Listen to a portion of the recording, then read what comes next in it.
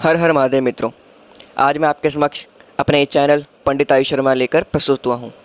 जिन्होंने हमारा channel subscribe नहीं किया है वो जल्दी से जाकर सब्सक्राइब करें और बेल आइकॉन की घंटी जरूर दबाएं।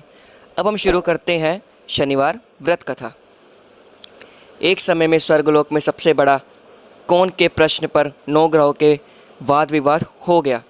यह विवाद इतना बड़ा कि आपस में भयंकर युद्ध की स्थिति बन गई। निर्णय के लिए सभी देवता देवराज इंद्र के पास पहुँचे और बोले, हे देवराज, आपको निर्णय करना होगा कि हम में से सबसे बड़ा कौन है। देवताओं का प्रश्न सुनकर देवता उलझन में पड़ गए। फिर उन्होंने सभी को पृथ्वीलोक में उज्जैनी नगरी में राजा विक्रमादित्य के पास चलने का सुझाव दिया। उज्जैनी पहुंचकर जब देवताओं ने अपना प्रश्न राजा विक्रमादित्य से पूछा तो वह भी कुछ देर के लिए परेशान हो उठे, क्योंकि सभी देवता अपनी अपनी शक्तियों के कारण महान थे। किसी को भी छोटा या बड़ा कह देने से उनके क्रोध के प्रकोप से भयंकर हानि पहुंच सकती थी। अचानक राजा विक्रमादित्य के एक उपाय सूझा और उन्होंने विभिन्न धातुओं सोना, चांदी, कांसा, तांबा, शीशा, रागा, जस्ता, अभक्र व लोहे के 9 आसन बनवाए। धातुओं के गुणों के अनुसार सभी आसनों को एक दूसरे के पीछे रखवाकर उन्होंने सभी देवताओं को अपने अपने सिंहासन पर बैठने को। देवताओं के बैठने के बाद राजा विक्रमादित्य ने कहा, आपका निर्णय तो स्वयं हो गया। जो सबसे पहले सिंहासन पर विराजमान है वही सबसे बड़ा है। राजा विक्रमादित्य के निर्णय को सुनकर शनि देवता ने सबसे पीछे आसन पर बैठने के कारण अपने को छोटा जानकर क्रोधित होकर कहा, हे राजन, तुमने मुझे सबसे पीछे बैठाकर मेरा अपमान किया है। तुम मेरी शक्तियों से परिचित नहीं हो, मैं तुम्हारा सर्वनाश कर दूंगा।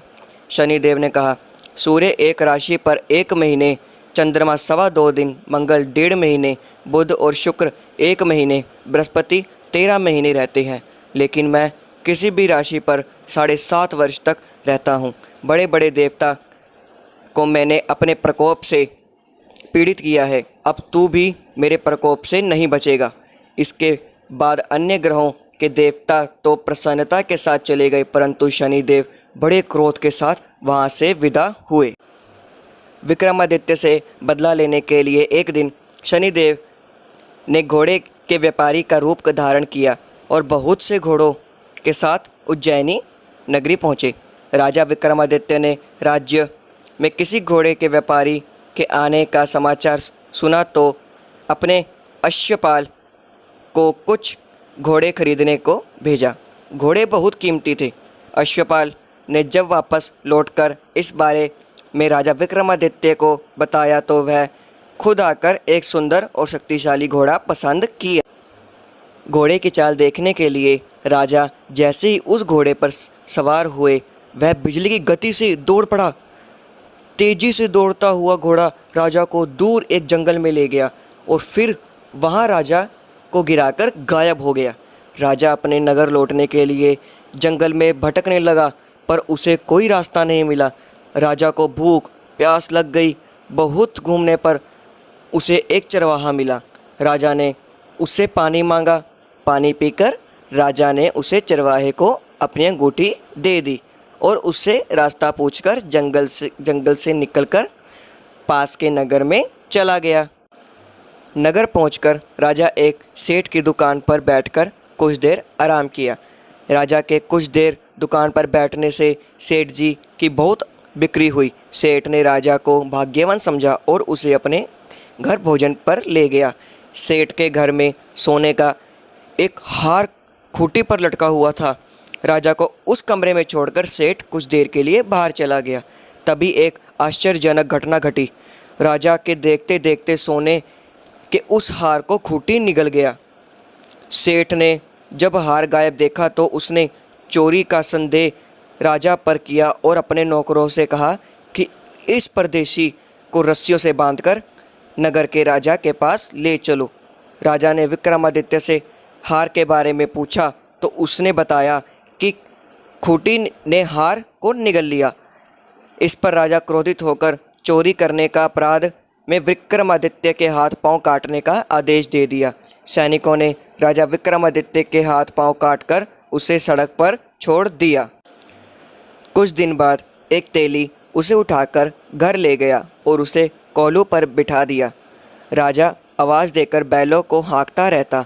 इस तरह तेली का बैल चलता रहा और राजा को भोजन मिलता रहा। शनि के प्रकोप की 7.5 पूरी होने पर वर्षा ऋतु प्रारंभ हुई। एक रात विक्रमादित्य मेघमल्हार गा रहा था, तभी नगर की राजकुमारी मोहिनी रथ पर सवार उस घर के पास से गुजरी। उसने मल्हार सुना तो उसे अच्छा लगा और दासी को भेजकर गाने वाले को बुलाने का निश्चय किया। दासी लौटकर राजकुमारी को अपंग राजा के बारे में सब कुछ बता दिया। राजकुमारी उसके मेघमल्हार से मोहित हुई और सब कुछ जानते हुए भी उसने अपंग राजा से विवाह करने का निश्चय किया। राजकुमारी ने अपने माता पिता से जब यह बात कही तो वह हैरान रह गए।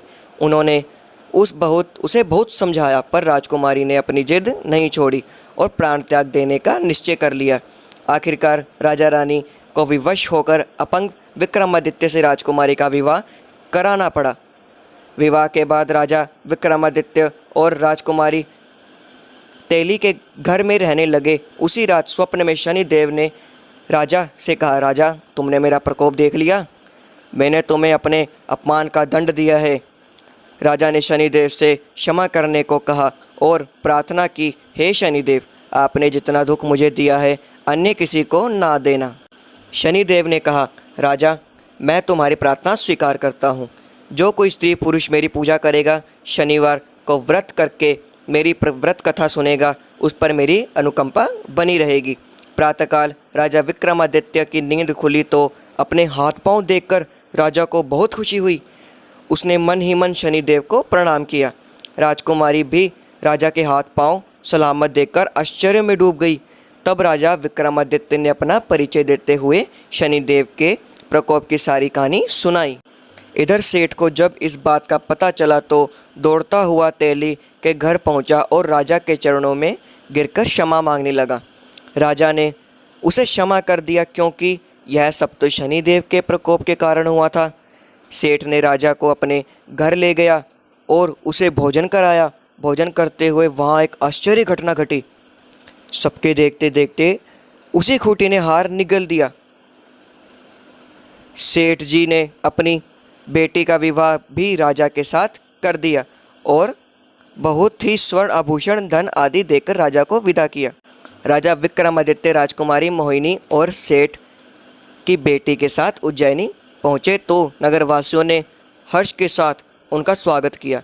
अगले दिन राजा विक्रमादित्य ने पूरे राज्य में घोषणा कराई कि शनिदेव सब देवों में सर्वश्रेष्ठ हैं।